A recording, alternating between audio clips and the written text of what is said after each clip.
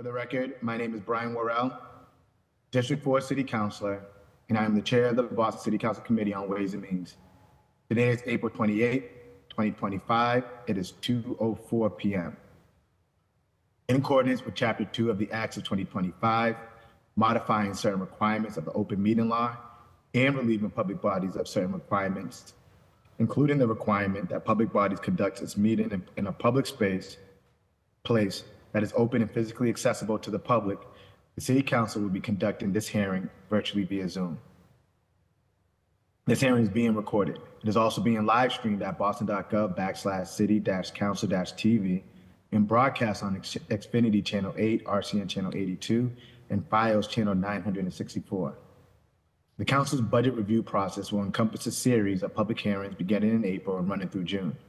We strongly encourage residents to take a moment to engage in this process by giving testimony for the record. You can do this in several ways. Attend one of our hearings and give public testimony.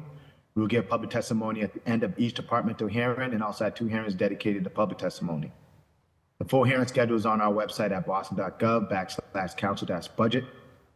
You can give testimony in person, here in the chamber, virtually via Zoom. For in-person testimony, please come to the chamber and sign up on the sheet near the entrance. It will be taken at the beginning of this hearing following the panelist presentation. Individuals will be called on in order which they signed up and will have 2 minutes to testify. For virtual testimony, you can sign up using our online form on our Council Budget Review website or by emailing the committee at ccc.wm@boston.gov or by emailing Karishma Chauhan at boston.gov. That is KARISHMA.CHOUHAN. You will receive the Zoom link and your name will be added to the list. When you are called to testify, please state your name and affiliation and/or residence and limit your comments to a few minutes to ensure that all comments and concerns can be heard. You can also email your written testimony to the committee at ccc.wm@boston.gov, or you can submit a 2-minute video of your testimony through the form on our website. For more information on the City Council budget process and how to testify, please visit the City Council's budget website at boston.gov/council-budget. Today's hearing is on dockets number 0822 through 0830, Office of Immigrant Advancement, Language and Communications Access, Commission for Persons with Disabilities, Human Rights Commission, and LGBTQIA2S plus advancement. These matters were sponsored by Mayor Michelle Wu and referred to the committee on April 9, 2025. Today, I'm joined by my council colleagues in order of arrival, Council Flynn, Council President Louis Jen, and Councilor Mejia. I'll now turn it over to the administration to introduce themselves and to get into their presentation. The floor is now yours. Good afternoon. Nice to see Council again. We were just joining you at 10 a.m. With the Office of Black Male Advancement, Women's Advancement, Equity, and Fair Housing. And now it's time for the other half of the team to talk about the incredible work that we've done in FY25 and plan to do again in FY26. My understanding is that the order is going to be first Monique Nguyen from the Office of Immigrant Advancement, followed by Jennifer Rivera-Wong, who represents the Office of Language and Communications Access, Julianne Lee from our Office of LGBTQ+ Advancement, Kristen McCosh, our incredible commissioner for the Disabilities Office, and then I will wrap it up with the work of the Human Rights Commission as well. So, Monique, do you want to kick us off? Good afternoon, everyone. Honorable members of the City Council, thank you for the opportunity to speak to you today with the vital work of the Mayor's Office for Immigrant Advancement. My name is Monique Nguyen, the Executive Director, and I'm honored to lead the office as an immigrant myself. Our mission is to build a true city of belonging where immigrants from all backgrounds feel welcomed, included, and empowered to pursue our dreams in Boston. We aim to uplift the beauty, brilliance, and power of our vibrant communities across the city, the place we call home. In this past fiscal year, MOIA continued elevating immigrants across communities, including them in all aspects in life of Boston. We do this through 3 core functions: direct constituent services and programming, our funding partner. We distributed over $2.1 million in grant funds to over 100 local nonprofits to help us serve the 200,000 immigrants in the city of Boston. That encompasses mental health and well-being, leadership development, youth jobs, know your rights, community building, and cultural awareness and programming and other initiatives. And we are. Monique, I'm sorry to interrupt. I just want to make sure from the council, is the slide deck showing out to the community, or? I just want to make sure that we're able to talk to you. Or do you need us to share the screen? Yeah, Karishma or Candace? I can share my screen, or anyone from the panel can share their screen, whatever is easier. Do you mind sharing it since it's five different speakers? All right, and then, yeah, if you guys just, whoever is presenting, can they say next slide? Yeah. To let Central step. Okay. Great. Sorry, Monique. And we may have to skip about 40 slides because these are from the morning as well. Yeah. I can continue while we wait for the slides. My remarks don't need the slides at this point, but it'll be helpful for the next stages. Thank you. Given many challenges our communities face since the federal administration change, we have been responsive to the immigrant communities in response to changing policies and procedures. We have shifted how we work and been deliberate in the way we say, maintaining adherence to state policies while continuing to show up for immigrant communities throughout Boston. The last quarter of this fiscal year was extremely busy. MOIA has shown up for our residents, from launching a morale-boosting campaign that our mayor referenced during her remarks in Congress, to giving out more grant funds for English access and legal access programming, and actively monitoring the day-to-day happenings in our city, state, and country as we are ready to continue supporting our communities for the next 3 years and beyond. Here are some valuable figures to consider today. We welcome you to consider funding our work to increase the fundings in these areas. We have served 375 residents who applied to become citizens on Citizenship Day in 2024. We have helped 100 Immigrants Lead Boston graduate to date, with 27 alums coming from our first multilingual cohort this past year. We have served 626 youth this past year and aiming to serve 1,500 this coming year. We have responded to over 3,500 constituent inquiries that includes calls, walk-ins, emails, as breaking news comes in, and also day-to-day needs of being immigrant navigating the United States. Providing over 900 free immigration consultations that we coordinate volunteer attorneys for, to ensure that immigrants are getting good quality immigration advice, because oftentimes they're prone to a lot of scamming and wrong information that can deter their immigration status in the future. We granted over $650,000 of funding for legal access to immigrant workers' rights to 13 organizations, with over, in FY24 funding over 5,500 individuals. We have notably, we have received over 90 applications for immigrant weaving well-being grants. It's a key need that we want to note of this year, as mental health is straining, as a lot of the rhetoric and also anti-immigrant sentiment and policies that have been coming on the national level impacting the mental health and well-being of our immigrants. We have received over 90 applications, which is compared to our previous years when we would receive about 20 to about 30 applications, but this year we have received 90, so that was an unprecedented amount of demand for this grant fund. We have also received 41 grant application requests that total over $3.2 million from the legal access community to ensure that we serve immigrants in the city of Boston.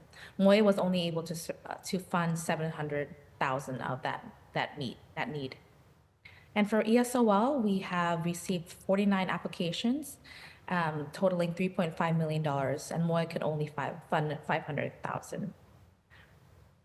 And right now we have a 2-month-long wait list for our immigration consultations. So that shows how in demand all of our services are in our department. And this is a breakdown of what we're requesting this coming year. Inconsistent in our previous years, majority of our funding goes to contracted services and grants, where we work with the field to ensure that they are able to serve the 200,000 immigrants in the city of Boston. And our staff salaries consist mainly of our core functions, including our growing constituent services team that serve immigrants in the city of Boston. In this FY26, the program deliverables that we have go into 3 areas that break down our grants and contracted services: economic mobility and workforce development, strengthening our immigrant communities, and community well-being and mental health. Next slide. Here's a breakdown of our economic mobility and workforce development work. We're focusing on legal access, English learning, and also ensuring that the field are able to shore up their capacities to provide legal access work, like legal representation through Department of Justice accredited representatives for the city of Boston. In our strengthening immigrant communities work, we are focusing on immigrant youth advancement. We're trying to serve as many youth as we can. We, in partnership with our other city departments, with the YEO and OYA, to ensure we're ensuring that their departments and our departments are inclusive and equitable for immigrants.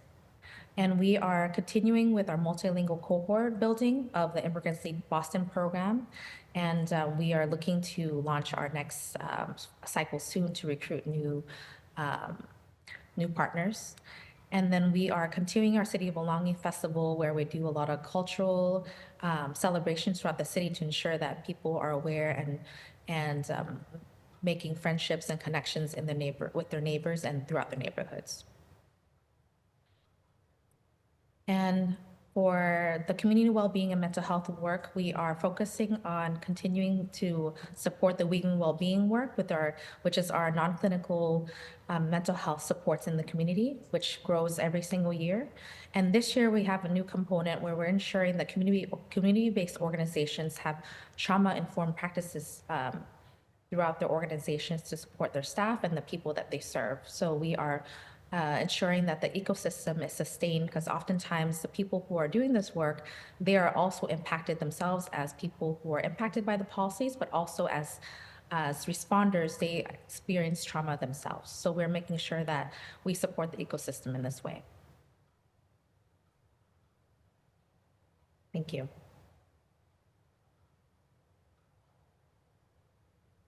I'll go ahead and continue.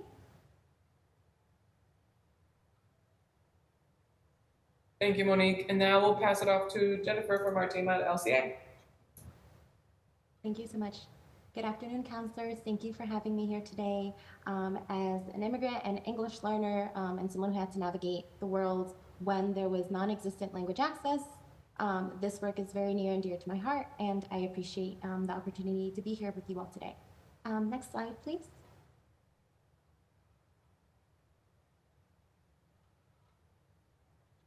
So our office, our mission is to ensure that anyone, regardless of language, communications abilities, is able to access the full city spectrum of services, can participate and play a critical role in everything that the city has to offer.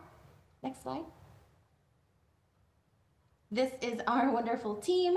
We have 13 full-time employees. And next slide, please. We also have 2 interns as well that are a part of our team that are not on here, but they are serving within our office and supporting our literacy task force work. And these are the languages that are spoken by our team. Thank you so much. So this is our maintenance budget that we have here. Please note that this does not include our personnel. So this is just our operating budget. And this funding will be supporting 2 big areas of our work, which is our comprehensive language services, which I'll get into. It's a big bulk of our contracts. We serve as the city funders for accessibility. So any meeting with accommodations, interpretation, translation, that is funded by our office, as well as the work that we're doing around advancing equipment and technology, embedding that into the way that language access is being provided. And then a small portion of our budget, although it's near and dear to our heart, as many of you have seen us grow from a program to an office has been our internship opportunities and how much we value creating pathways for interns, both for internships and ultimately becoming full-time employees in our office. And next slide, please.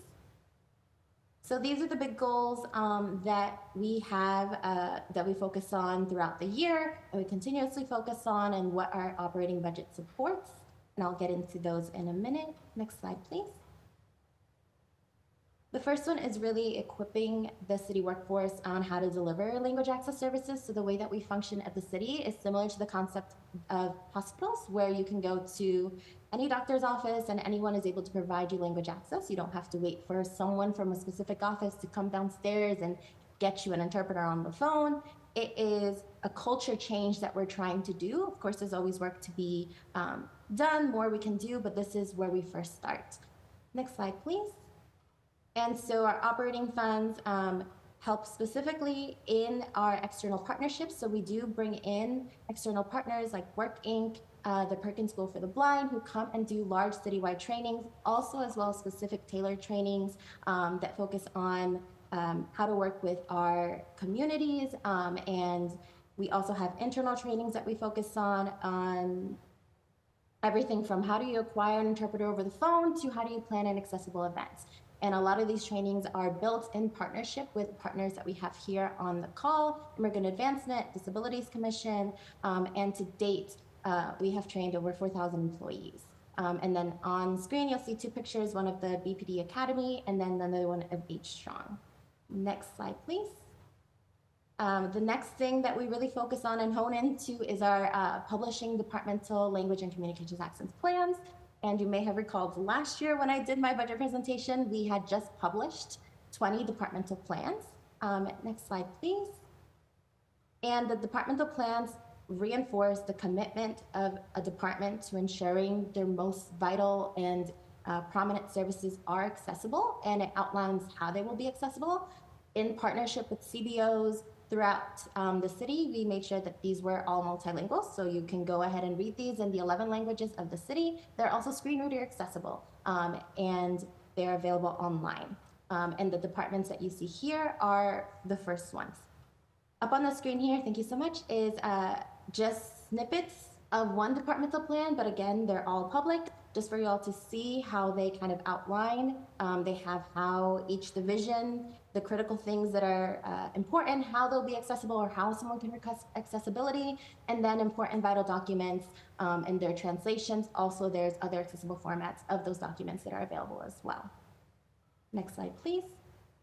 So the reason why this is such important and one of the big goals of our office every year is because we approach departmental plans very differently than across the nation. So we are very fortunate, thanks to your advocacy, that we have 3 full-time employees who sole work is to work with these departments, and it's over a year-long work where they're able to identify what are these critical things that need to be accessible, how do we start from the beginning, identify the gaps, create accessibility plans, get trainings, what equipment do you need, so that when we publish a departmental plan, you will be assured that all those services will be accessible from the beginning.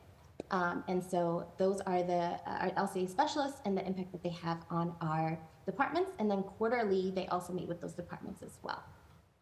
Being mindful of time, I put on the screen some departmental plan highlights, and I'll mention just 2 of those, but from the city standpoint for emergency alerts, we are one of the cities that have these critical alerts in 11 threshold languages. So in partnership with OEM, they have a text service that goes out in 11 languages whenever there is crucial information that has to go out to the city. And then also with our work with Boston Fire, who install bed shaker installations for persons who are deaf, we make sure that they have iPads to pull up ASL interpreters as necessary. Next slide, please. Another big goal that we have is, from the creation of departmental plans, executing these accessible services, ensuring community participation and awareness. Next slide. So I won't play the video, but there I put some snippets of some accessible events. This is not encompassing the whole array of accessibility that's happening from the city. But I put some here, like Boston Gives Back, that was accessible. There was a ton of language interpreters. It was actually on the ground navigation, similar to State of the City if you attended. We also partnered with BPHC temporarily, who was having flu clinics to ensure that there was technology there for on-demand needs.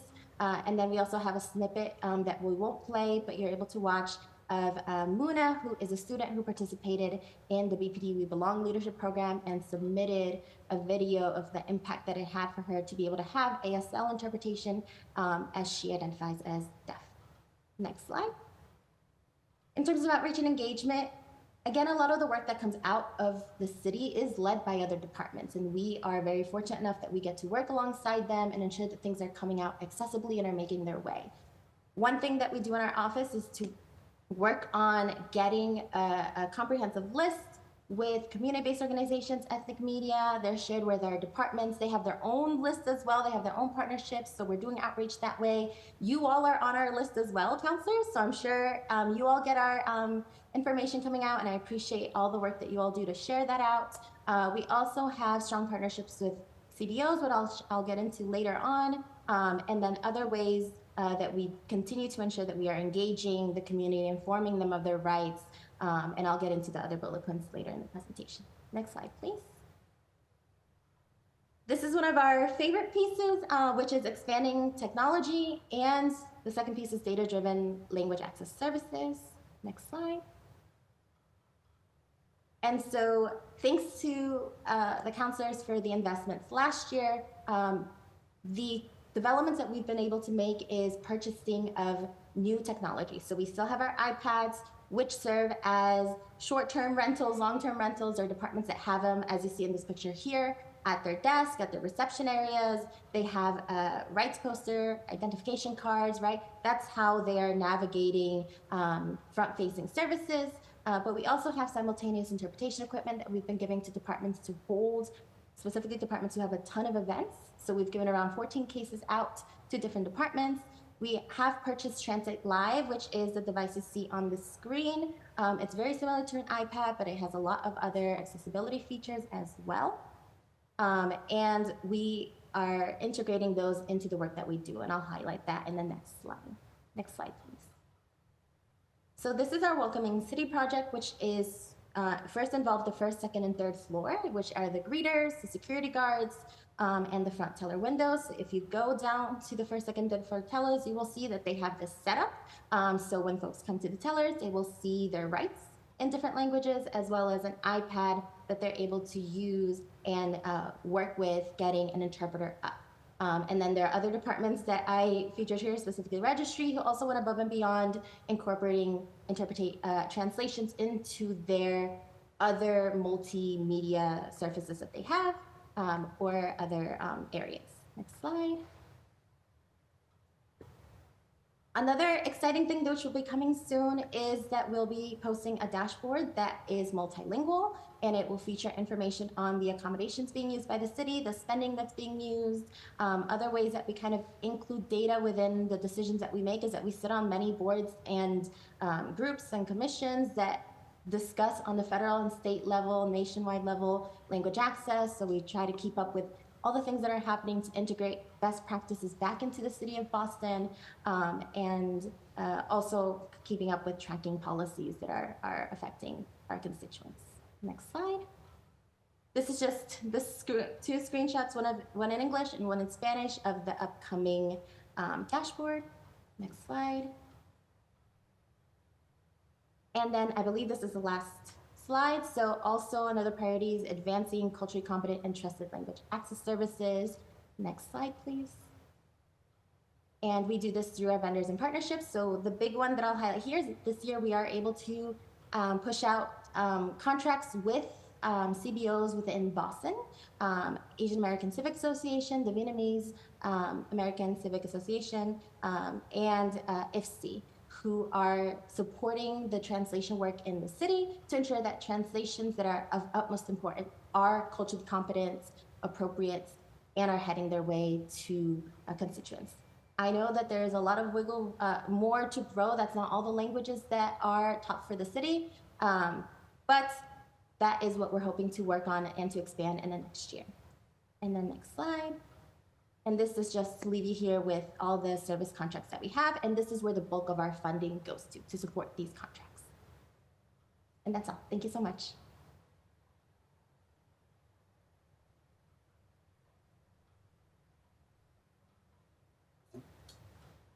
Thank you, Jennifer. And now we have Julianne Lee from the Office of LGBTQ Advancement. Awesome. Good afternoon, everyone, counselors, residents joining us from home. If you could pull up our slide deck. Thank you so much. My name is Julianne Lee, and I use she, they pronouns, and I'm honored to serve as the Executive Director here at the Mayor's Office of LGBTQ+ Advancement, or MOLA. Thank you for giving us the opportunity to be here today. And as you'll find on our next slide, here at MOLA, our mission is to uplift and support LGBTQIA2S+ Bostonians by removing systematic barriers, improving access to city services. Rooted in community and driven by action, we advance inclusive policies, partnerships, and resources so all of our LGBTQIA2S+ individuals and families can thrive. If you will go to the next slide. Our team of 5 works collaboratively to meet growing community needs, ensure inclusion across all city departments and services. MOLA invests in critical areas. We awarded $150,000 in Beyond Pride grants to 45 organizations, providing LGBTQ affirming housing, emergency services, support for LGBTQ youth and older adults, and community programs. Yet demand exceeded available funding by about 5 times. We are piloting a $100,000 family and individual legal support grant to support legal aid organizations working to meet the growing needs of our constituents, funded through one-time contributions from our sibling departments. However, we do not expect to have the funding to offer this grant again this year, but we're looking forward to the pilot and know that it will be successful, as well as $50,000 to support name and gender marking changes for trans, non-binary, and gender diverse residents, and critical youth programming and LGBTQIA2S+ affirming community Narcan trainings. And if you'll look at the next slide with me, we've also expanded our LGBTQ+ competency training across several key and state agencies and city agencies. We've launched our Advance 102 training to address anti-LGBTQ+ disinformation. We've co-led major sessions on hate crimes, LGBTQ+ rights, and affirming public services. We have also helped improve Access Boston in partnership with Do It for chosen name recognition and hosted name change workshops for our residents. We can continue to the next slide. This year, we strengthened partnerships and national engagement. We've launched our MOLA Partner Network and lead the Solely Youth Network, which addresses LGBTQ+ youth competencies and resource gatherings. We've instituted a guaranteed 24 to 48-hour resident response time. MOLA engagement at over 75 events with community, where we're building trust, visibility, and collaborative partnerships citywide. We've also represented Boston at national convenings and grew our digital reach by 360%. And if you will take a look with me on the next slide, you'll also see that we have developed discrimination guidebook for our residents with our partners, the Massachusetts Commission Against Discrimination and Northeastern University, winning the Barry Bluestone Award. This summer, we are launching a new LGBTQ+ resources hub where residents can find key information on LGBTQ affirming events, programs, and city services across the city. If we go to the next slide, thank you. Looking ahead, MOLA, we are so proud to host several upcoming events, including our LGBTQIA2S+ Pride and Immigrant Heritage Month in partnership with MOIA, the city's official rainbow flag raising and Pride Month kickoff, Pride Partner Network gathering, and our annual Museum of Science Pride Party. We, of course, warmly invite all of our counselors to celebrate us as we uplift our LGBTQ+ Boston communities. In closing, MOLA has become a crucial connector for our LGBTQIA2S+ residents, city services, and national best practices. With our proposed FY26 budget, we can continue to expand constituent services, sustain critical grant programs, and grow our LGBTQ competency citywide and ensure Boston remains a national leader in LGBTQIA2S+ advancement. We are building a Boston where being your full self is not just safe, it's celebrated.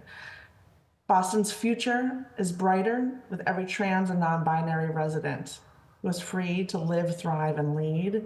An investment in trans and non-binary Bostonians is an investment in a stronger, more united city. Thank you each for all your incredible partnership. Thank you, Julianne, and last but not least, Commissioner Kristen McCosh. Thank you, Chief. We could pull up my slides. I'd like to thank Council Chair Worrell, Council President Louisiane, other members of the City Council, my colleagues in the Equity Inclusion Cabinet, and all our audience members watching at home. My name is Kristen McCosh. I'm the Disability Commissioner and ADA Title II Coordinator for the City of Boston. And we'll go to the next slide. Our department has been around since the 1970s, and our mission largely comes from a city charter. But basically, we strive to increase opportunities for people with disabilities by facilitating full and equal participation in all aspects of life within the City of Boston. This includes reducing architectural, procedural, attitudinal, and communication barriers, as well as promoting access and inclusion in housing, education, employment, transportation, and civic activities. Our office works towards compliance with Title II of the ADA, and we also provide information and referral, architectural access review, training, advocacy on disability issues. And we do that in a way that is systemic because we can't do all this work ourselves. So we really rely on our partners in other departments in the city to help us fulfill this mission. And we'll go to the next slide. Our accomplishments for, actually, did we skip a slide? I think I had staff. Mission. Okay, I can start with this one. That's fine. Thank you. So FY25 accomplishments. What we've done this year is a lot to improve disability access and inclusion. For training and technical assistance, we created and uploaded many trainings on our YouTube channel. We have an accessibility and inclusion training specialist who has a whole slate of trainings. When we say evergreen, we mean things that can stay up there forever so anybody can access them. Everything from Disability 101 to Disability 102, to which talks about language and interaction with people with disabilities, to departments' requirements under the ADA on what they need to do to be in compliance with the federal law. We also hold live trainings for city staff, and we're branching out to do trainings in the community for restaurants and other businesses that will show best practices and accessibility so that everybody has full access to the community and all the things that they'd like to do. Pedestrian access and safety is a big piece of our work. We have two branches of our office. One is our admin staff, which works on policies, programs, and services. The other half of our staff works on architectural access, strictly speaking. So they work with the Streets Cabinet, Public Works, BTD, and other departments in that area to make sure that pedestrian access is safe and accessible for people with disabilities. This includes everything from sidewalks and streets to parking, accessible parking program that we run, intersections with audio pedestrian signals, and now with bike lanes being introduced and outdoor dining, we want to make sure that we retain access along the curb for people with disabilities, including wheelchair users and people who are blind. Our architectural access team also works with the planning department and the mayor's office of housing to ensure that all new development in the city, whether it's housing or new office buildings, are accessible to people with disabilities. And then, as I mentioned, we run the on-street accessible parking program, which is kind of a two-tiered program. One piece of it works with residents in the neighborhoods to apply for space in front of their home. And the other piece is in commercial areas like Copley Library. There's a block of accessible spaces there. And we have a map so residents can find those spaces downtown and in commercial areas. Next slide. So our goals for FY26 include updating our ADA transition plan. When the ADA was passed in 1990, all municipalities were required to create a plan that showed the state of access in their municipality, everything from architectural access in city buildings, parks, streets, and sidewalks, to policies and programs. So it was before the internet. We have a very old plan that was typed out on a typewriter, but it gave us a really good basis to see what the cities worked on. So now we're working with Do It and with an outside consultant to make a plan that's interactive and dynamic, that will be on a city webpage that can show everything from schools to sidewalks and streets. We have a lot of data on city buildings, city hall, BCYF centers. So we're hoping to get that work done and post it in FY26. We're also working on other digital accessibility projects, including working with the Office of Human Resources on their hiring portal. It's really important that we're able to track data so we can make goals of hiring people with disabilities. So we're going to build in a self-identifying question on if you have a disability and you'd like to identify that, then we can see how many people with disabilities work for the city and if it's reflective of our population. And the big thing that we also do is work on ADA compliance and training. And this is things that we do to provide in-depth training for different departments, things like the parking clerk. We work closely with elections. We work with all the different departments to make sure that everything they do includes people with disabilities, not only the bare minimum standards, but ideal inclusion so that people with disabilities feel fully embedded into civic life in Boston. Next slide. And our maintenance budget is pretty basic. It's broken up into a few things. We have 4 signature events that we do every year. Our ADA Day is our big celebration on City Hall Plaza.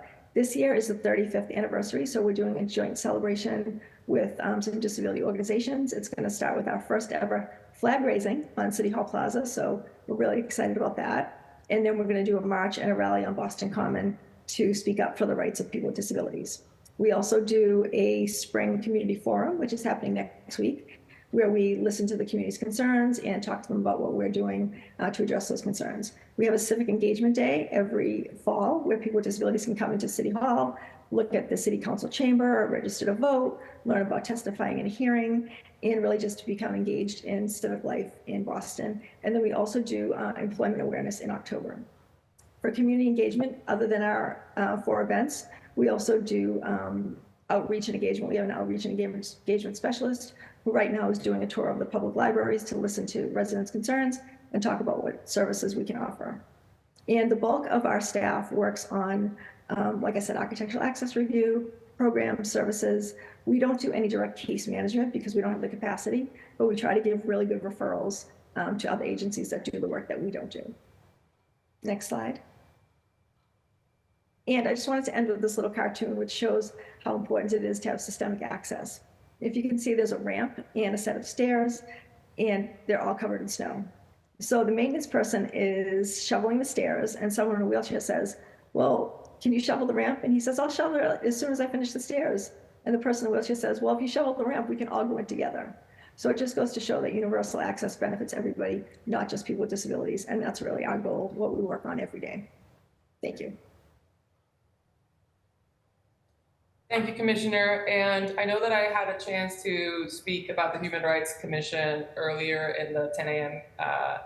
Hearing, so I won't go too much into detail, but just want to direct our attention to some of the spending that we did do and that we have done in FY25 and speak a little bit on what we plan to do in FY26. So next slide, it's the only slide.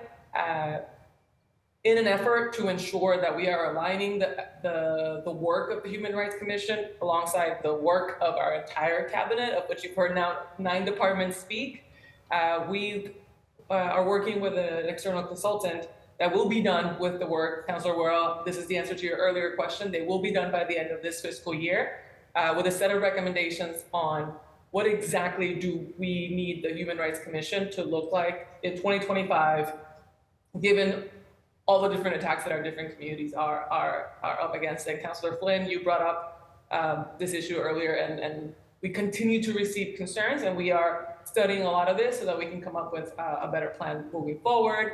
And because all issues that we deal with are issues of human rights, we made a decision to use some of the funding to support the work that you heard Julianne from MOIA talk about a few minutes ago, which simply talks about expanding access to legal grants when it comes to LGBTQ+ communities here in Boston. That's all. Those are all the only specifics we're here to share for when it comes to human rights. And with that, we'll pass it back to you, Chair. Thank you, everybody, for listening to the rest of the 5 departments in our incredible cabinet, and you will go with next. Thank you, Chief, and thank you to all the directors that just presented. I want to acknowledge that we've also been joined by my colleagues, Councilor Murphy, Councilor Fitzgerald, Councilor Weber, and also Councilor Braden. We will now go into first rounds of questions from my council colleagues, starting with Councilor Flynn. And councilors, I'll go off screen. When you have 30 seconds left, I'll pop back on. Councilor Flynn, the floor is now yours.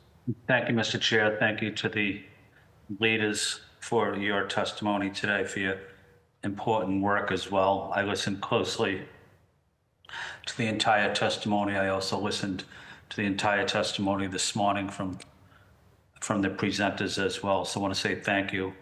And I agree with the comments everyone has made. I want to acknowledge also the City of Boston Veterans Services Department, the incredible role they play on a lot of diversity and equity inclusion issues, including respect for people with disabilities, but also I've worked closely with Commissioner Santiago. Both of us really were the lead 2 people on ensuring that discharged veterans that were from the LGBTQ community had their discharge paper upgraded so that they could receive all of the benefits as any other veteran. And we did this working with the federal government, but also with other veterans across the country. So I want to acknowledge Commissioner Santiago. Commissioner McCosh, thank you, and thank you for your work. It's probably one of the departments I respect the most is Office of Disability Access. Is I'm also from the disability community as a disabled veteran, but I respect the work that your team does, Commissioner, on so many levels. I don't think I've ever missed a meeting or an event that you or your team had over the last seven or 8 years. So I just want to acknowledge your work and, continue to do an outstanding job there. Want to just ask one question to you, Chief. Maybe you can help me. I represent a large Cantonese-speaking community. Do you have any members of any of these departments that speak Cantonese?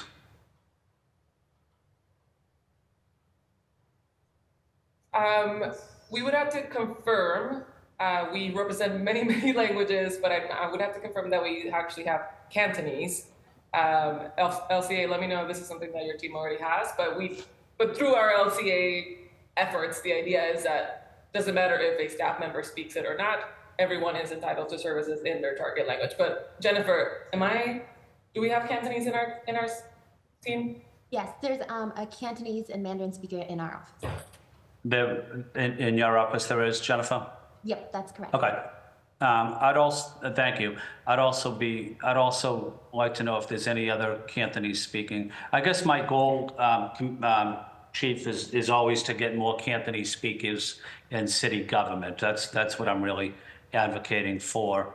It's incredibly important to get more Cantonese speaking residents into city government so that they can answer the phone, they can advocate for residents, they can go into the community and support support residents. Most of my residents in Chinatown, especially the seniors, they only speak Cantonese. They don't speak Mandarin. They speak very limited English. So I have two wonderful women on my staff that speak Cantonese. But I'm advocating for more Cantonese speaking residents.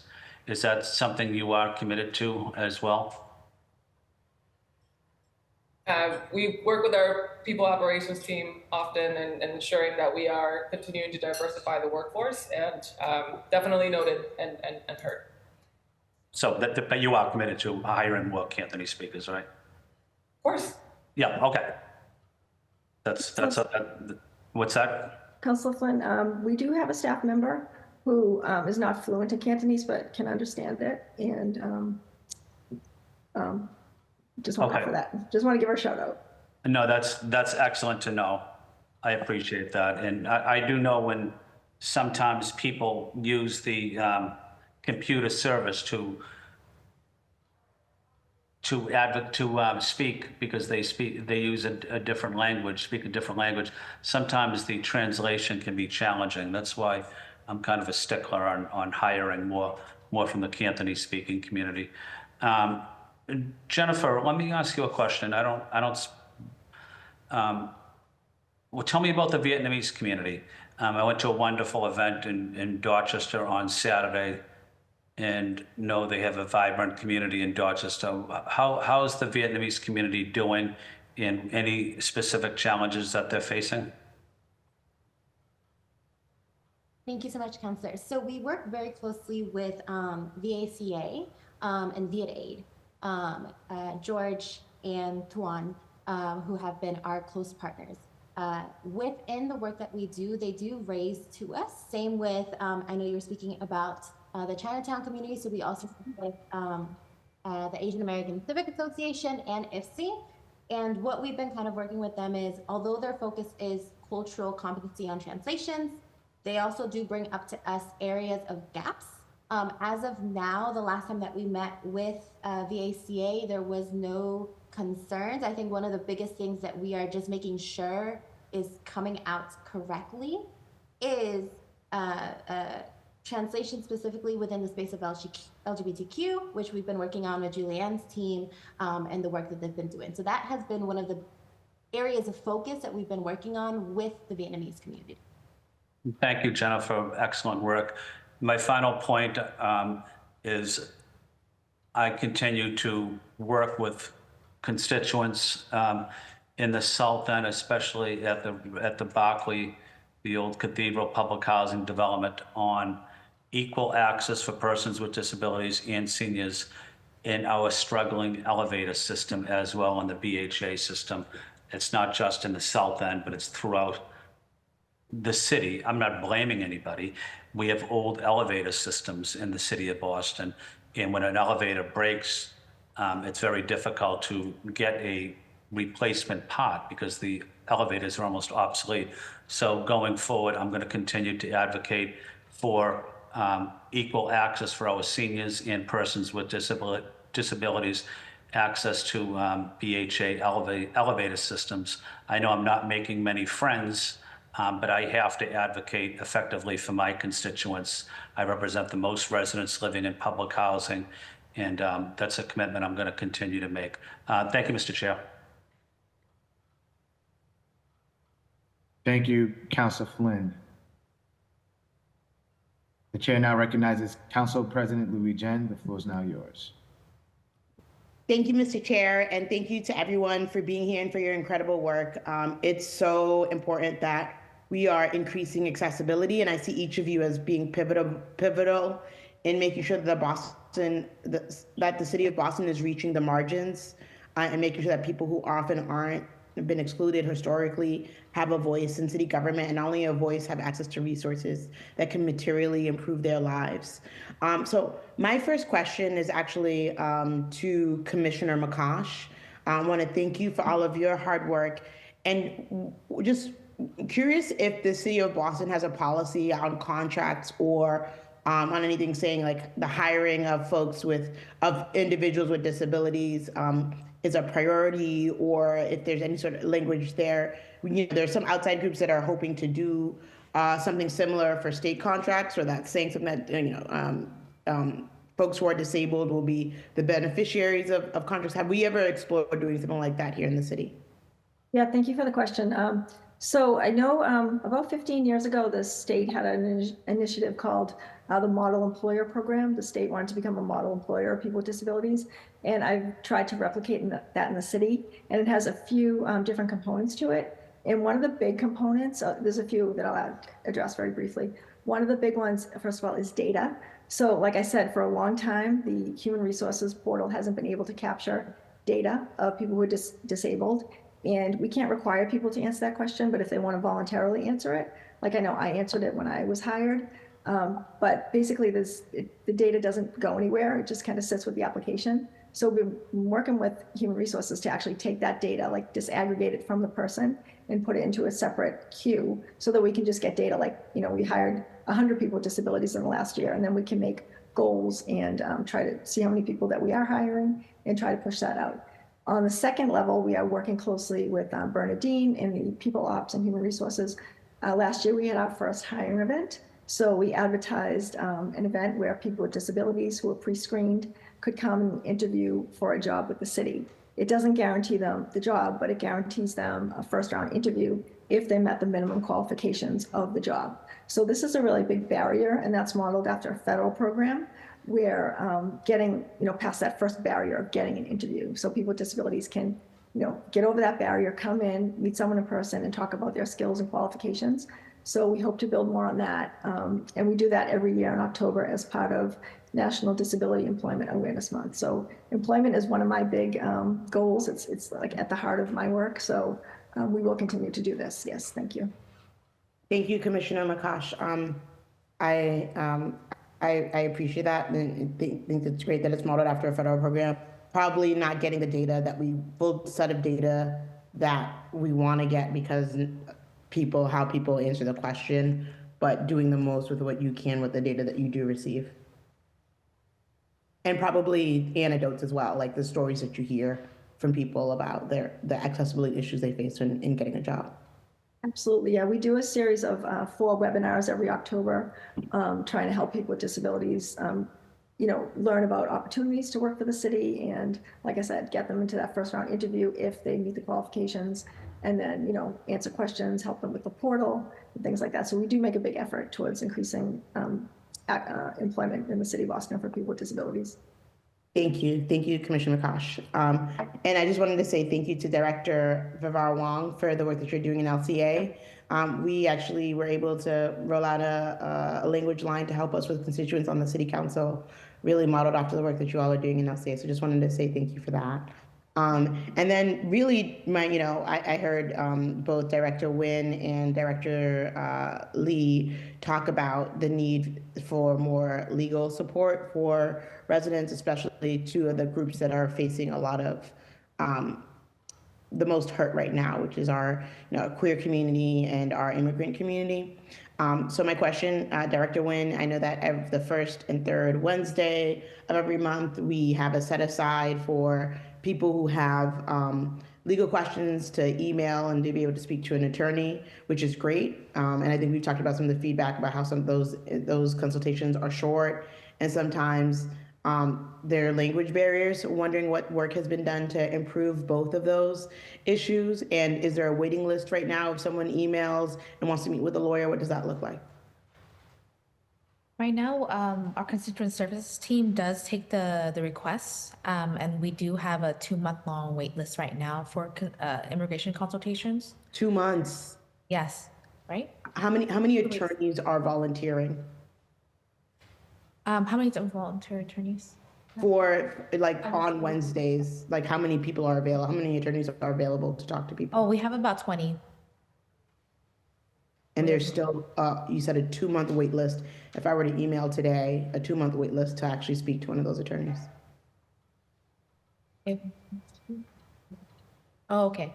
So the range has been 2 weeks to 2 months. So but right now, if you called about a month ago was 2 months, and we're back where we were able to close the gap now and now we're at a 2 week.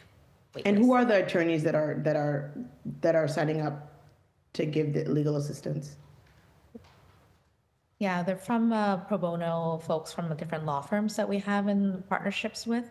So they're folks that we have vetted and we have trusted and to be part of our pool. And it's about a total of 20 attorneys? Yeah. Okay. And so what about the time issue and the language issue? With guessing time those? are you talking about like if people need assistance beyond the 15 minutes? Yeah. Yeah, so basically the 15-minute consultations are designed to be just guidance for you to get you on the right track. There's definitely not something that you can do in regards to like full representation. So it's really up to the person on the call to determine if they want to work with that attorney, if they're able to take on that case or seek out another attorney it's more for folks to get them on the right track, because oftentimes they get bad guidance and they go down a road that might not be the best for them. So it's more designed for that type of gap. And then in regards to language, the attorneys also have access to the language line and also the virtual language interpretation as well. So we see them as an extension of our staff to use those resources. Has there been an attempt to increase the lawyers who are part of that rotating portfolio who have language ability to be able to partner them with the people who email to see if we can get them to break down the need to have? Yeah, we try to recruit new folks, but it's really hard to get folks to do a lot of pro bono work beyond the 20 folks that we have already slated. Yes, so we actively try to recruit and involve more attorneys all the time, but oftentimes our rotating pool of 20 folks it's on average people coming in and out of this pool. Councilor Rowe, can I ask one small follow-up question, and that's it? I'm assuming my time is up if you're on screen. Okay. Now you mentioned something that perhaps after this 15-minute window, the attorney could take the case on for the client. Is that pro bono? Is that paid? Or are you not involved in that part of the? Yeah, we're not involved at all. It's up to them to broker that. And oftentimes it's really based on the client and the attorney agreement of what they set up afterwards. Yeah. Okay. And so where are you sending people other than to you on those Wednesdays? Where are you sending people who are in need of legal services right now? We have partnerships with referral partners like Greater Boston Legal Services, LCR. We have nonprofit organizations specifically that we guide them to, and then they help sort out who to represent them if it's available. Yeah. Okay, thank you, Director Nguyen. That's my time. And Monique, I would speak to the grants on that because there's a lot of need there. Thank you, Council President. The chair recognizes Council Mejia. The floor is now yours. Thank you, Chair. And thank you, everyone. I always say that the work that you all are doing is the most important as it relates to just meeting the moment. So I'm really excited to be able to join you all here today. And I want to echo my colleagues in thanking you all for your hard work. Some of my questions have already been asked, but I have a few that I just would love to dig in a little bit deeper. With I understand that there's a 3.1 decrease loss of a one-time ESOL programming with MOIA, excuse me, and adapting its services to ensure that English language supports remain accessible for newly arrivals. So I'm just curious, because there's been a decrease, I believe, of 114,000. I'm just curious kind of how we're going to be closing the gap with that.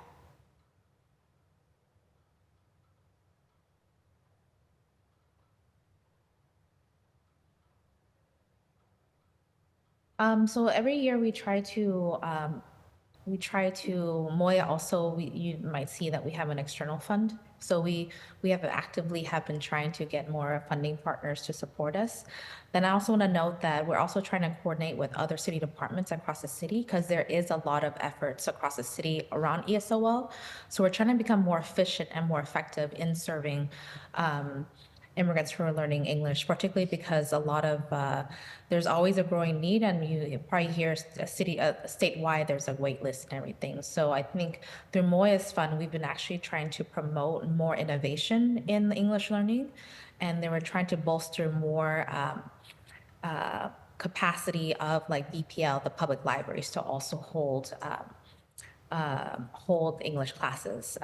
BPL have, through our support and partnership, we were able to get them to work with them to hire English teachers to be in BPL. So we're still piloting, experimenting with that as well. But yeah. Yep. Thank you. And I just, you know, given the increase of migrants who have, you know, we've had an influx of our, especially the folks who are undocumented. And I'm just curious what type of support services you are anticipating, also with all the federal attacks on undocumented communities, kind of, you know, what would be your call to action for us in this moment, and how we can help support you in that. Monique, would love to hear that. And then I'm going to ask a question to Jennifer, and then Juliana, just so that I can get my questions in. So I'm really excited about the language access. You know, our office worked really hard. Everyone here today, I'm super excited about, because first of all, you know, we established, we codified the Office of Immigrant Advancement. We worked with you, Jennifer, on the language access. Commissioner Kosh, you mentioned Bernadine. I'm assuming that's the Fair Chance Act that we passed to make sure that we increase diversity and opportunities and employment opportunities for people. So I'm just here for all of this, and I'm just really excited to see equity. And Juliana, I'm so happy to see you here because of the work that we have been doing in partnership. So just really excited. So I just have a quick question in terms of language access. I'm curious, especially now when we've seen an uptick, what would you say is the biggest gap that you are hoping to meet, given the language capacity issues that we have seen? Any new languages that have emerged? I know that folks who are coming from Guatemala and other Central American communities don't all speak Spanish, so I'm just curious kind of like what we're doing, if anything, to grapple with that. And then we're looking at, we've been talking, and I'm happy to see that Councilor Santana is going to be codifying the Office of LGBTQ Advancement into law, very similar to the way we did for the Immigrant Advancement. Given these times, we have to protect ourselves by any means necessary. So with that, I'm just curious, Director Lee, if you could just talk to us a little bit about kind of what your call to action is. What do you need from us in terms of this budget season to be able to really meet the moment? So those are my questions for you all.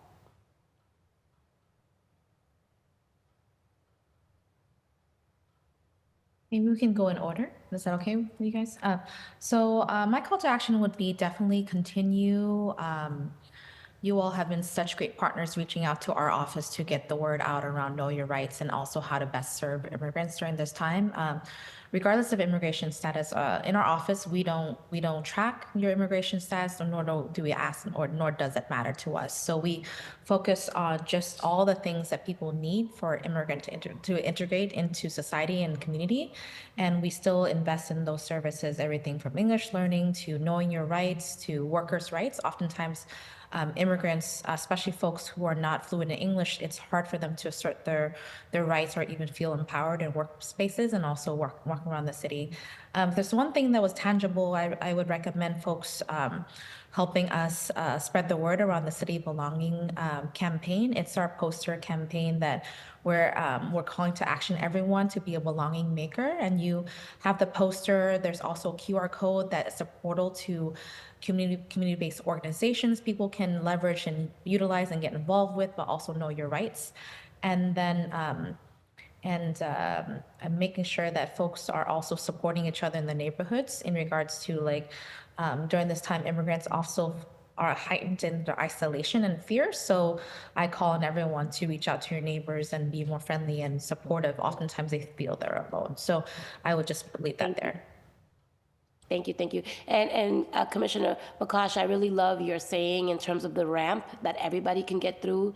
And I think my last question is going to be to the chief in regards to what it looks like when we're holding all of the city departments accountable to being a more inclusive city and the role that we all play in helping to support that vision.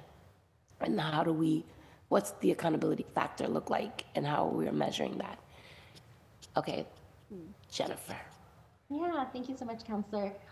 So how we are dealing with the emerging language needs that are coming into the city, I'll answer that with how we kind of dealt with what happened during the pandemic when there was an increase of migrants within the city.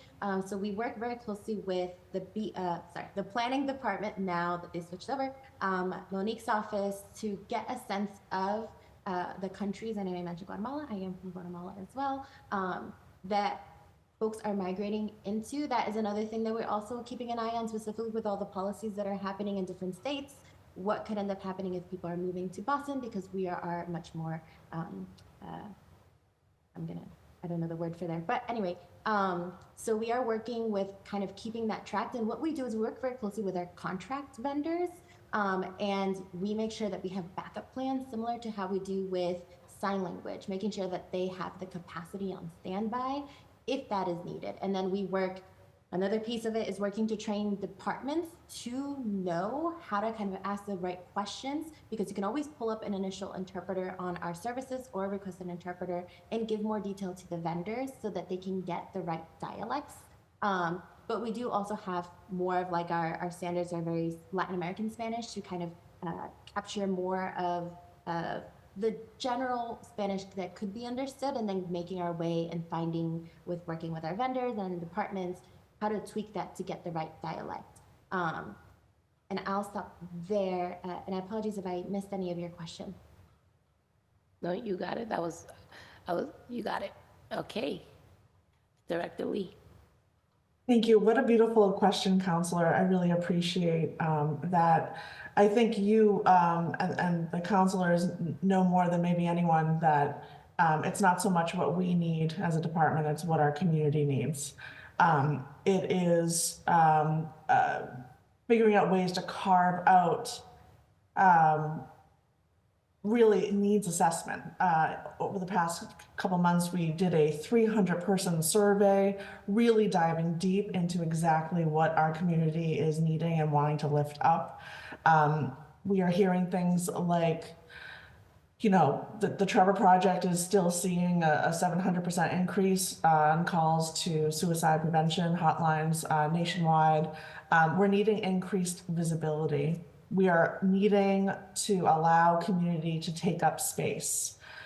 We are needing folks to show up, to step into the light, those with allyship, those with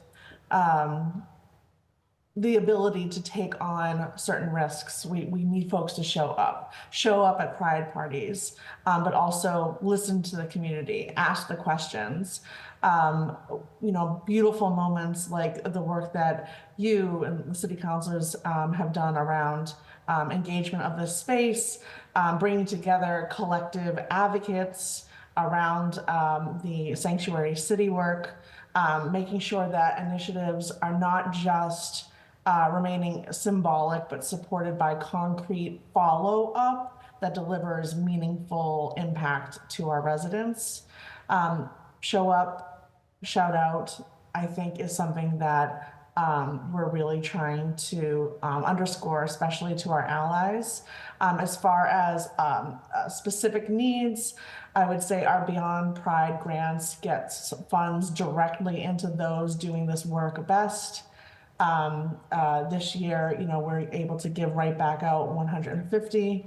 That's a great possible way to expand support.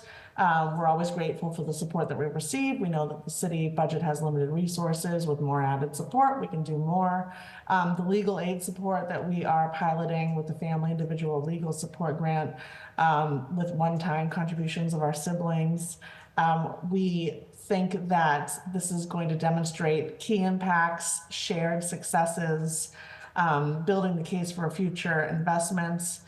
We know that this grant is going to strengthen families, prevent costly legal interventions, support financial independence, stabilize lives, reducing demand on city resources. And so we are really wanting to also pull folks in to our partner network that meets on a monthly basis. We want folks to be able to say the word trans, transgender, non-binary. Our community knows how under attack we are, and so we're really wanting to build these connections, build collaborations as possible, and really putting our comrades to the front. Thank you. And I see Councilor Roral has appeared, which means that my time is up.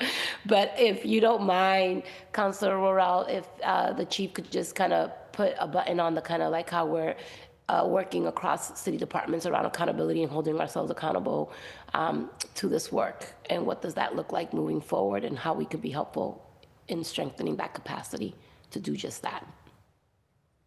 Thank you, Councilor. To button it up, I like that. I'm going to start using that. I would say that for us, it's really important that we are setting an example for our colleagues. And so we are implementing evaluation systems internally as an E&I cabinet and using that as evidence to essentially present to our colleagues in other cabinets and agencies as we are engaging in the work of technical assistance, which I did get a chance to explain in the 10 a.m. So I'm happy to answer questions about that later. But I think that has been sort of the sweet spot for us. We're implementing the evaluation processes so we can hold ourselves accountable and show that as case studies for our colleagues so that we can continue building that muscle of self-accountability as well, because this is an 18,000 member organization. And so we cannot do this work alone. Thank you, Chair. Thank you. Thank you, Councilor Mejia. The chair recognizes Councilor Murphy. Councilor, the floor is yours.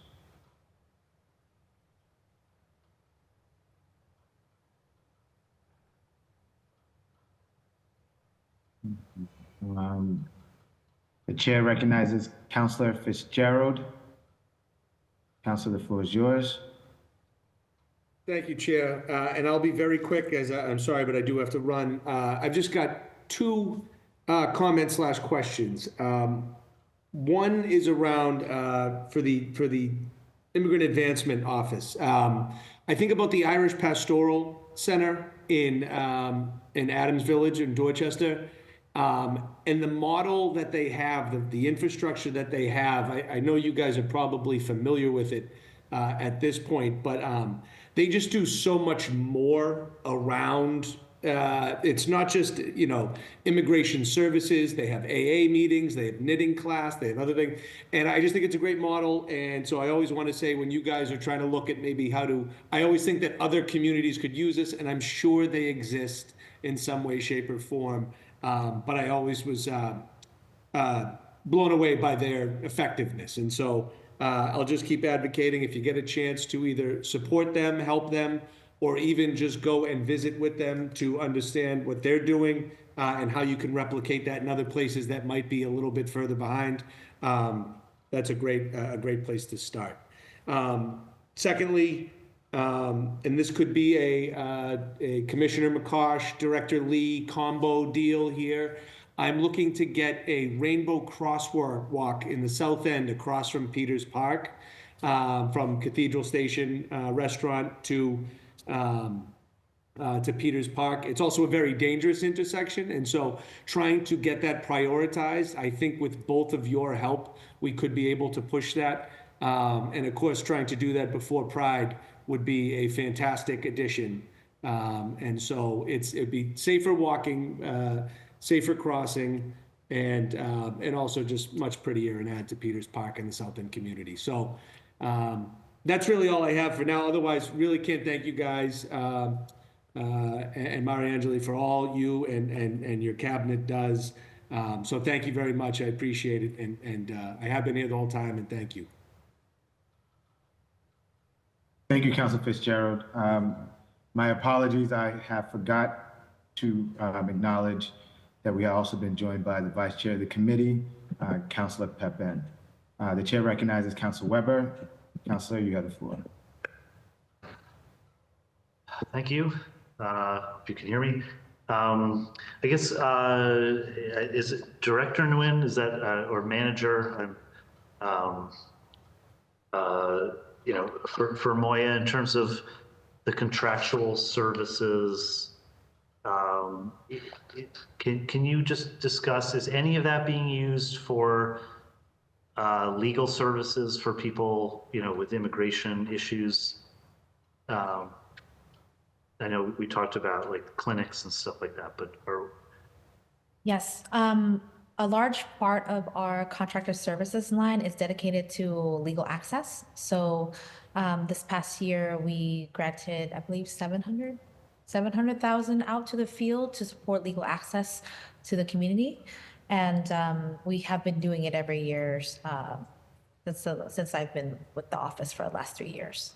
okay, And so that's next year as well. that's the same as last year in terms of what you're expecting. Okay, was there any discussion about the increased need, or I mean, do you think the city can help? You know, as I don't know, it's supposedly something's coming down from the White House today. We're waiting for what the executive order says. So I guess how has that impacted what you think about, you know, what we can do? Oh, definitely. I mean, of course, we can always do more with more, but what we've been doing is we've been also organizing with other field and philanthropy partners to fund the field as well. So, because there's no way even us as the city department can give enough to meet the need of legal access across the ecosystem. So, of course, we'll take more if you have it, but right now we are happy with what we put in for now, and then we are continuing to work with our partners in philanthropy to fund the field. Yeah. And I guess I asked this before this morning about grant writers. Do you consult? If we want to apply for a grant or something, do we have? Who would you talk to? And do you need a grant? Would it help to have more grant writers? I'm not lobbying for grant writers, but just saying. Well, our team really helps review and give guidance to folks who are applying for grants. We try to be as supportive as possible, ensuring we know that a lot of immigrant serving organizations are very busy and are grassroots as well, but they do very powerful work, just like Irish Pastoral Center, for example. It's a very key time for organizations to be really effective in the way that they apply for grants, knowing that all the things that are stacked against them at this time. But our team is always open to being a support. That means also reviewing grant proposals and even helping our grantees apply for us and understanding what the steps are. So we try to be as supportive as possible. And when folks need support, we also share a lot of resources in the field for the nonprofit sector as well. Do we apply for grants for external funds for your office? Yeah, we do apply for external funds, and we also do fundraising. So I even submitted a proposal last week myself to able to get funds to support the field as well. So MOIA does also apply for grants ourselves. Okay, and then so just looking at your office and in the world we're living in today, it feels like my thought, and correct me if I'm wrong or add to it however you want, is that by supporting the contractual service line item and funds, and being able to connect people with services, you know, outside of our, you know, of your office, and having your office be that conduit, it is one of the most effective things we can do to protect, you know, vulnerable people here in the city who are being targeted for immigration enforcement. But, you know, maybe I'm not, is that correct? Or do you want to, is there something I'm not thinking about, you know, that if we're looking at like the number one thing we can do to help people, what's your advice? Well, definitely the number one thing right now, first is everyone's first line of defense is knowing their rights. And think after, if your rights are violated, that's another stage that we'll have to delve into as a society right now. But right now, we've been focusing on ensuring that people know their rights, and we've been aligning with the field and folks coordinating if they see ICE in the community, if they're seeing dangers. Because for us, it's like extension of public health, a public safety concern. And so I would say know your rights, and then legal access. Legal access is important in case your rights are violated, and also for you to figure out alternative ways to defend yourself in the event that you are detained for deportation, or for you to adjust your status if you have a means to adjust your status. Yeah, for Know Your Rights, and I think we've gotten red cards from your office, and it's been very helpful. My question about that is just as a practical matter, to get people who need to know their rights to be informed. You know, I think if I was undocumented and there was like, hey, if you're undocumented, come to this meeting, I might not be, willing to do that at this moment. How do we effectively let people know what their rights are if they're sort of too scared to come outside or send their kids to school? Yeah, it's a mixed effort, because there's people who are ready and willing to go and seek out Know Your Rights trainings, but then there's also calling on neighbors to reach out to one another and sharing that these are your rights. Like, talk to each other about your rights like it's common day. It's common everyday knowledge you should know. So I don't think it's something that should be just only organizations dishing out Know Your Rights. Is also something civil rights and civil liberties should be something people talk to each other about, as people who move about, especially during these times. So I think the red cards is a great entryway of conversation. I recommend whenever people pick up Know Your Rights cards, I also tell people to take some for your friends. And then people have been successful in giving to their friend, then they start having a chat about it, and that's like a quick way. And then it's like a wrap of people elevating their leadership and ability to assert their rights. But it's definitely not easy. It's hard. People have avoidance and fear around it too, but I think it should be accessible. That's why the City of Belonging posters, we try to make it as you should know your rights. So you have your QR code, and you can go on our website to find Know Your Rights information on our city website. Okay, Chair Worrell, just one more quick question. So Krista McCosh, sorry to, I just had a question about the lawsuit and the number of accessible, sidewalk ramps and things. How are we doing? I know we promised to put in a certain number each year. I'm blanking. It was 1,000, something more than that. I thought. How are we making progress in terms of that? Yeah.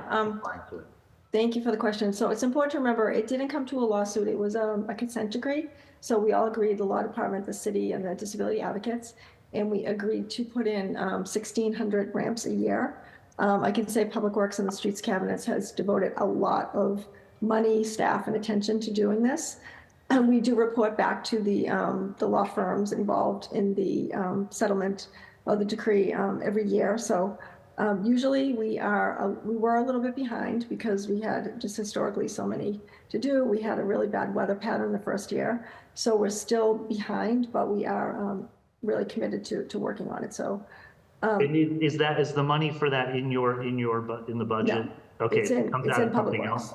Yeah, okay. Or capital. I'm not sure. It's definitely not in my budget, but we keep an eye on it. We meet about it every month, so we are on it. And that you're good with the number in Public Works? That'll be available. Yeah, Public Works also, as part of the consent decree, also just hired an ADA manager. So this manager is an ADA coordinator for the Public Works Department, and they're overseeing this contract. So they're working hard on it. So it's good that they have an ADA dedicated person in Public Works now. Okay, thank you very much. Thank you, Chair. Thank you. The chair now recognizes Councilor Braden. Councilor, you have the floor. Good afternoon. Thank you. I've been listening in for the since you started. A quick question for Commissioner McCosh about the ADA ramps. I know they did manage to do more last year because of the lovely weather that extended into the fall and almost into December. So they got more done. But it appears that the yellow ramp pads that they're putting in are not holding up to exposure to salt. Some of them I've seen are disintegrating, and I'm just wondering, are you folks aware of that? Or is that something that we should be addressing? Yeah, that's another great point. Thank you. So in order to make a ramp compliant, there are many different measures, from the slope to the accessible landing to the flares to the tactile warning pad. And we are getting a lot of reports that the tactile pad is broken. It's a composite plastic material right now. So the city did switch to requiring cast iron. So we have a powder coated yellow cast iron as the new city standard. So you'll see that now in all new construction of ramps. It will be cast iron. We think that will hold up a lot longer than the plastic. Because if the plastic breaks, then all of a sudden the ramp is out of compliance when it might be in compliance with every other measurement. So I think that's an important change, and we've made it due to all the complaints that we got about it. Very good, thank you. And then I had a question about English ESOL classes, and do we have an inventory of the number of ESOL classes we have across the city and the numbers of folks that are taking ESOL classes and the different levels, and also the wait list? Because I've been a strong advocate for funding for ESOL, and it seems like we're stepping away from doing that. English for New Bostonians used to be a city organization, a city not a department, a city office, and now it's an independent nonprofit. But it seems like stepping away from funding ESOL is sort of it's concerning, because so many of our new immigrants rely on English language classes to improve their English skills so that they can get better paying jobs and be able to stay in the city and achieve their goals of integrating into our communities here.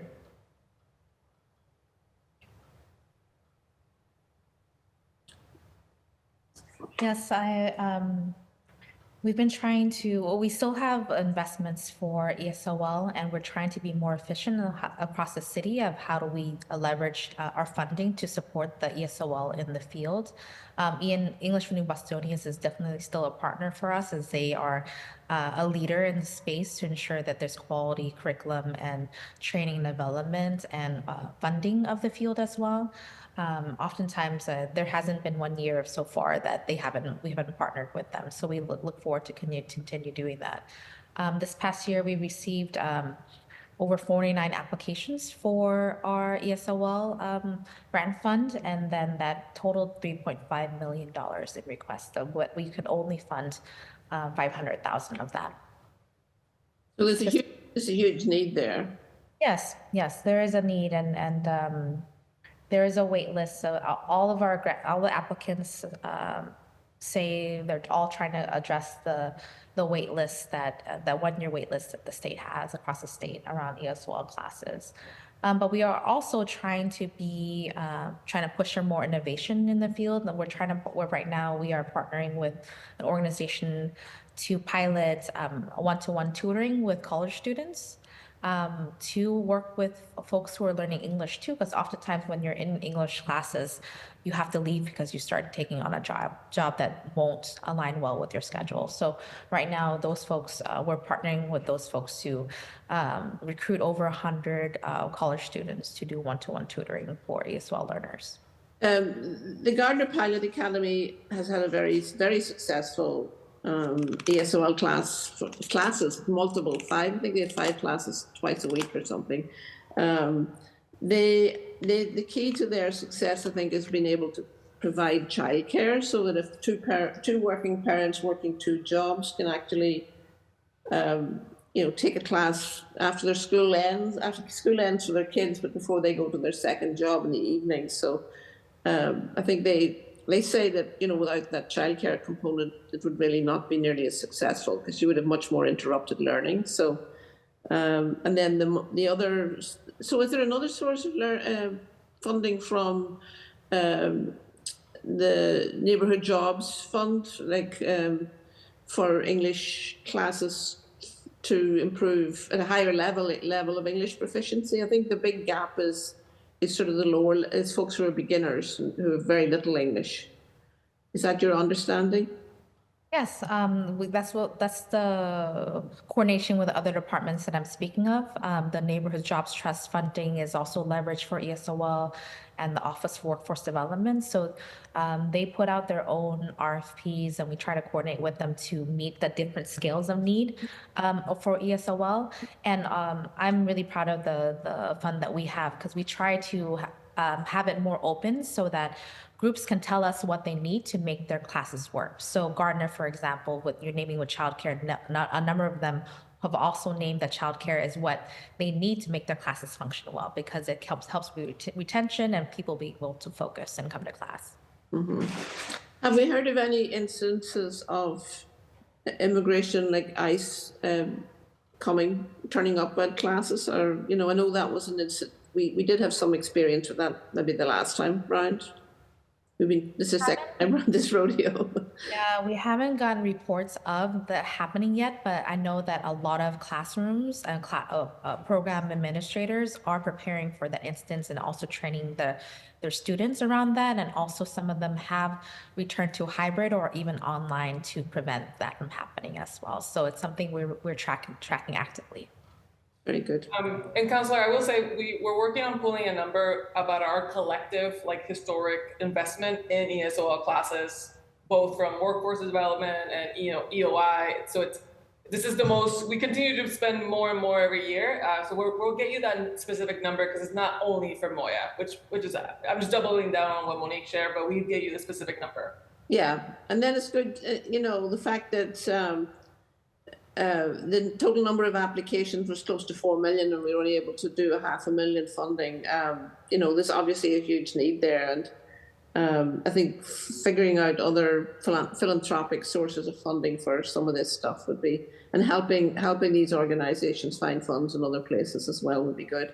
Anyway, thank you. I think, is my time up yet? I'm not watching the chief there, is he? Oh, there he goes. 30 seconds left. If you have another question, Counselor, you all set? Another question. I think this I call it this regime in DC is making noises about making English the official language. So I imagine they're going to go after ESOL and anything to do with diversity and inclusion sort of on the menu. So I hope that we don't get to that we're a very culturally diverse and linguistically diverse community in the United States generally and in Boston especially. So I hope we don't get there. I just want to thank you all for your work to help people feel that they belong here in the city and that they can come here and grow and thrive and feel part of their neighborhoods and part of a really wonderful city that we all work for. So thank you for your work, and I keep on going, as they say. Thank you. Thank you, Councilor Braden. Just take the time for myself.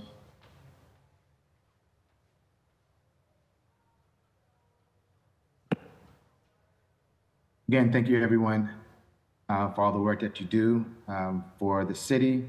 One of my first questions is around the literacy task force. Can we get an update on, I know there was a conversation about hiring additional support. Yeah, thank you, Counselor. So I just want to preface this by saying that as Chief mentioned, the task force was transitioned over to us just a few months ago under LCA. So we are working very closely with Dr. Santiago to kind of catch up on where everything kind of left off and create the work plan and move the work plan forward.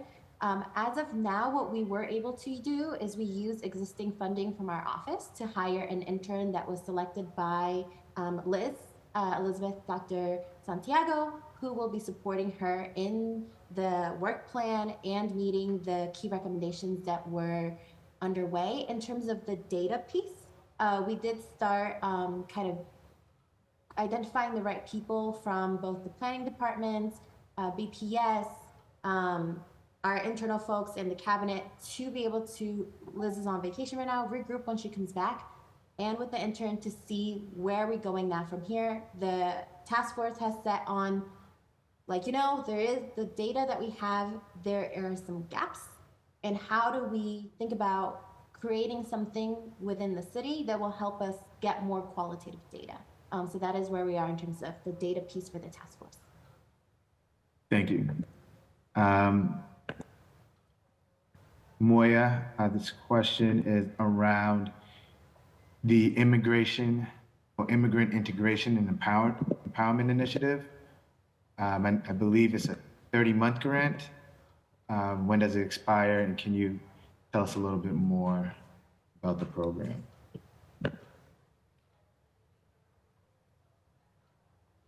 Can you specify, can you say that fund again? Monique, this is the ARPA fund, the ARPA project that Equity Office that was started by MOIA a couple of fiscal years ago and is wrapping up under the Equity and Inclusion Office.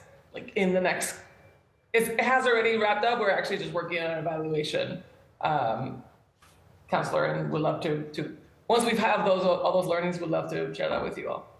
Yeah, we'd love to hear what was learned and the outcomes from that initiative. This is for Director Lee. I know last year when you came before us, there was, you brought up conversation around, I believe it was SOGI, and building out the infrastructure. Can you just talk to me about the progress that has been made around that? Thank you so much, Counselor, for the question. The lack of critical, comprehensive SOGI data, so for those who are unaware, sexual orientation and gender identity data collection still remains an issue for our community. However, I do want to sort of outline a couple of incredible things that we have been taking on as far as working with our partners around providing more gathering of resources. So we actually have worked to create a LGBT plus resources hub to provide key information on LGBT plus affirming serving organizations within Boston and Greater Boston to really support key needs and services such as anything from clothing, housing, legal services, and we're excited for that to launch this year. Also, we are working with BPHC to release a new report in May, and that will provide a huge update from their last report that had used data back from 2017. And so this is going to create a really incredible resource for our community organizations to really feel included. But there still is a lack of SOGI information and data collection from across the nation, really, for our community, and it still continues. Thank you for your work around that. And I know at the state level, there's the Emergency Trans Housing Fund. Are we looking, and maybe this is a question for MOH, but have you had any conversations with MOH to replicate a housing fund that will provide, whether it's subsidies or assistance for the community? Kind of replicating what they have at the State House, trying to bring it here, knowing the need for resources for this particular type of housing. Absolutely. Thank you, Counselor, for a question. So in that community needs assessment survey that we completed that I had mentioned earlier regarding 300 of our community members filling that out, we know across the board that housing is the #1 impact for our communities and continues to be so. As far as the Trans Emergency Fund, we have helped fund them through BPHC, as well as Mayor's Office of Housing to fund them at $300,000, the largest historical, to at least my knowledge, trans housing investment at the City of Boston. We are hosting 3 trainings with Mayor's Office of Housing, one with the Metro List for affordable housing, one for co-purchasing program, and likely one with the Office of Housing Stability. We provided over $50,000 in funds from our Beyond Pride grant for this year, which brings up to about 1/3 of our funding. We really wanted the funds that went back directly out to community LGBT+ serving organizations to reflect that need of our community needs assessment, which is housing. So we've been able to support in the biggest way since our office has opened this year. It's my time. I will now go to public testimony.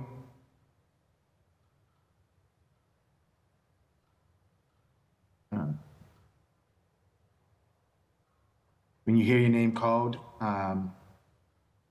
please raise your Zoom hand. You'll be asked to become a panelist.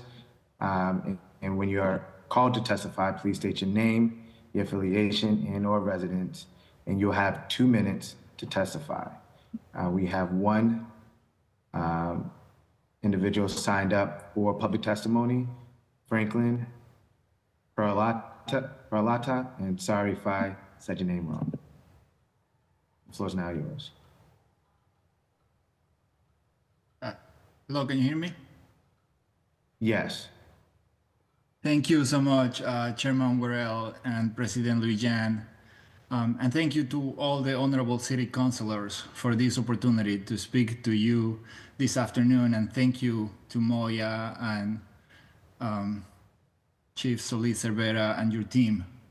My name is Franklin Peralta. I am an immigrant and an English language learner myself.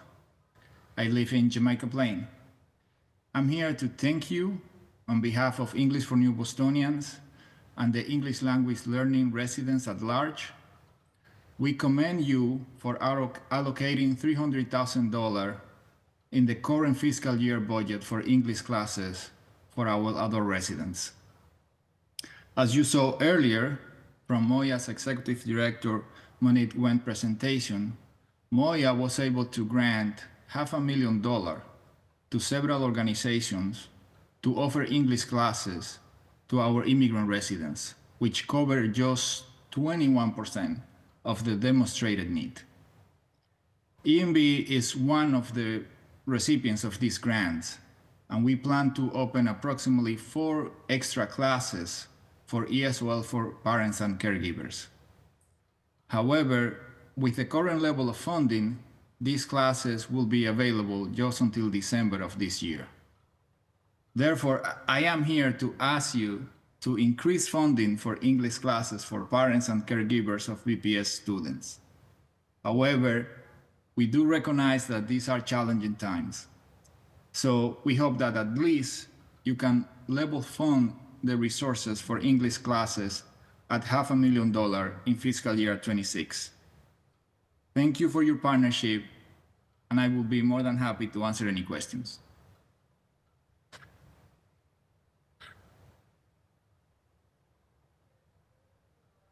We have no further public testimony, so we'll go back to my council colleagues in order of arrival for second round of questions. If you are here, I will call on you in order. We'll start with Councilor Mejia. Councilor, the floor is yours.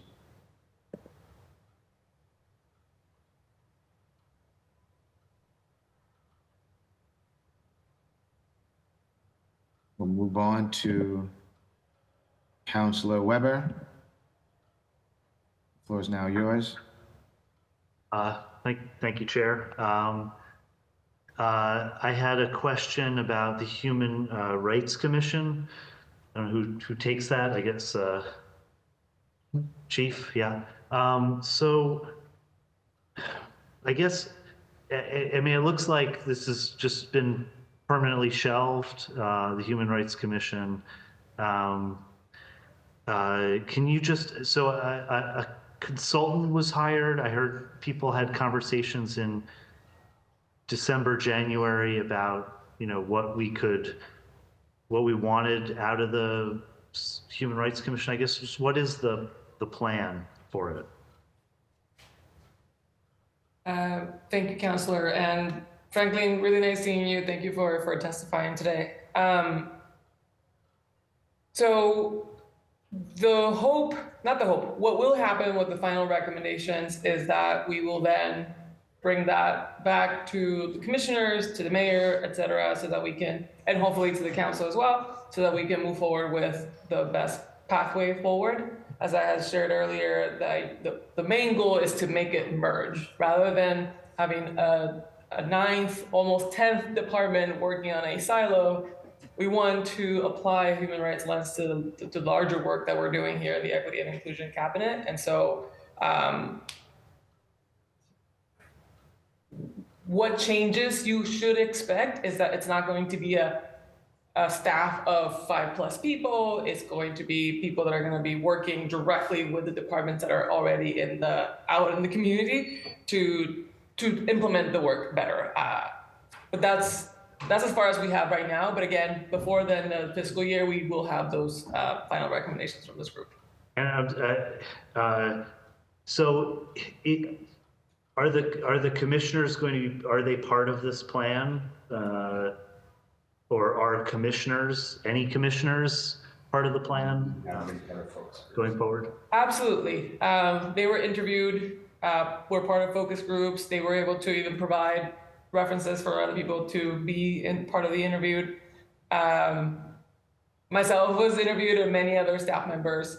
So the recommendations will be inclusive of research of what other municipalities are doing in 2025 with this work, and also of what Boston specific context can give us. Okay.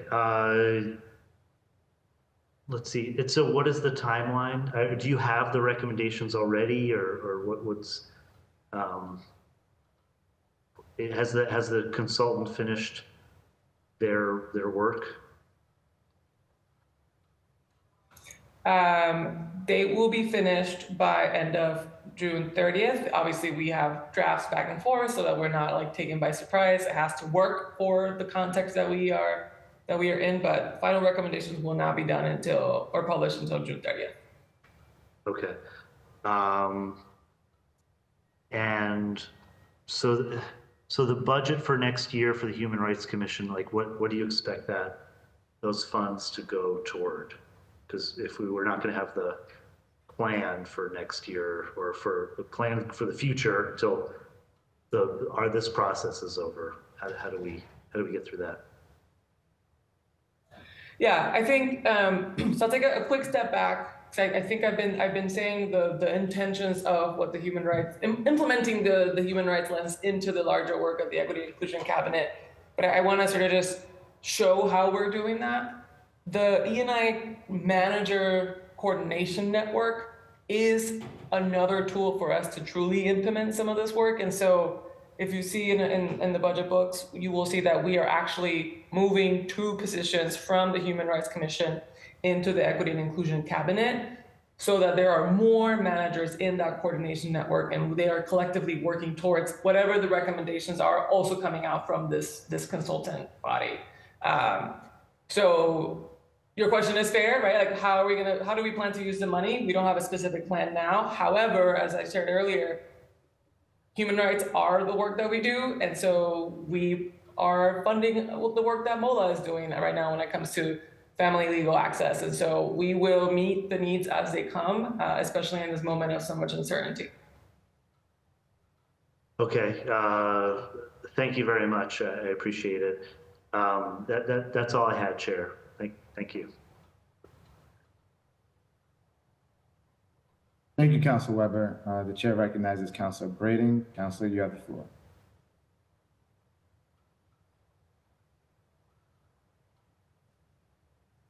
Yeah, this is, so you're taking two staff from the Human Rights Commission and moving it into the general, your department.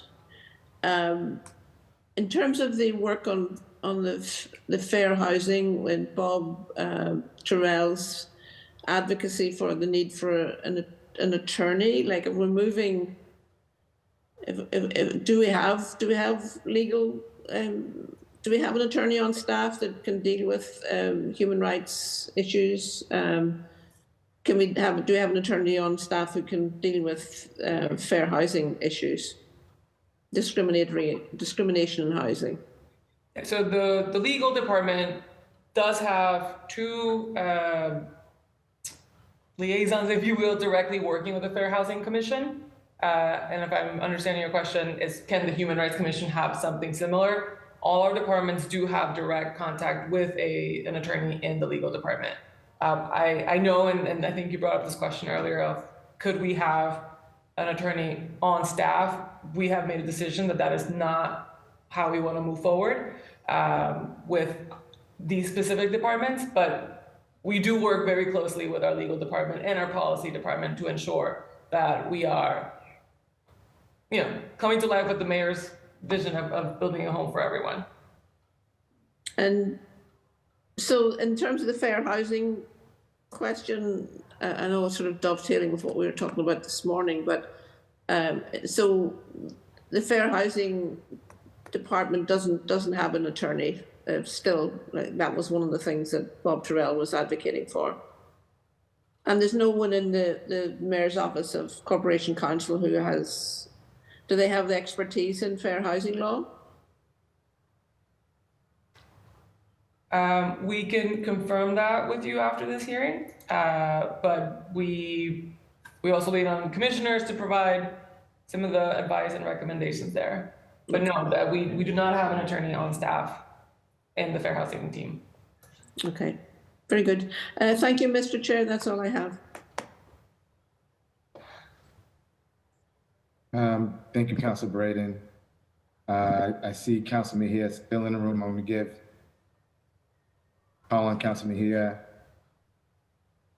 See if she has second rounds of questions. All right. All right. I just have one or two more questions. Do we have an update? I know last year, Director Lee, you reported on the suicidal ideation behavior among LGBTQ+ young people. Can you talk to me about your work in this space and the initiatives that the department has put forward? Absolutely. Thank you, Counselor. I was waiting for this question and I'm honored to touch base upon this. We know that mental health is a huge impact on our community. 40% of transgender adults have reported having made a suicide attempt. 92% of those individuals report having attempted suicide before the age of 25. I can share with you all that we have an incredibly strong partnership and relationship with BPHC's Center for Behavioral Health and Wellness, led by Samara Grossman. We are amplifying on a daily basis their resources, specifically around supporting youth during periods of socio-political stress, as well as their mental health resources for LGBTQ communities.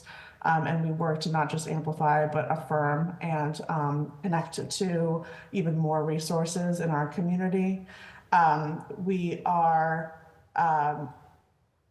specifically grateful to lift up our gender affirming identity and document and emergency assistance grant, which specifically targets funding to support LGBTQI residents through legal name and gender marker changes and emergency financial assistance, specifically creating a safer, more affirming Boston for all residents. Again, the mayor's vision of a home for us all. Specifically, we know that our grantee, the Massachusetts Transpolitical Coalition, is the longest running transgender advocacy organization that has building power, working towards lived equity for all trans, non-binary, gender expansive children, adults, youth, elders, families for over 25 years. And we are really proud to uplift all of their programs that really positively impact and benefit specifically BIPOC, trans, and non-binary within those intersectional communities who have been historically marginalized, and also center these programs that really uplift and make a positive impact on mental health for our community. I also want to uplift our LGBTQ substance use Narcan trainings. We have been able to offer Narcan trainings to community organizations, residents, but also City of Boston employees. We've received incredible data from our trainings with 100% respondents satisfied with the training, 100% feeling more knowledgeable about how to provide Narcan to reverse an overdose, and 100% of respondents feeling more knowledgeable at recognizing the signs of opioid overdose. All connected, all interconnected.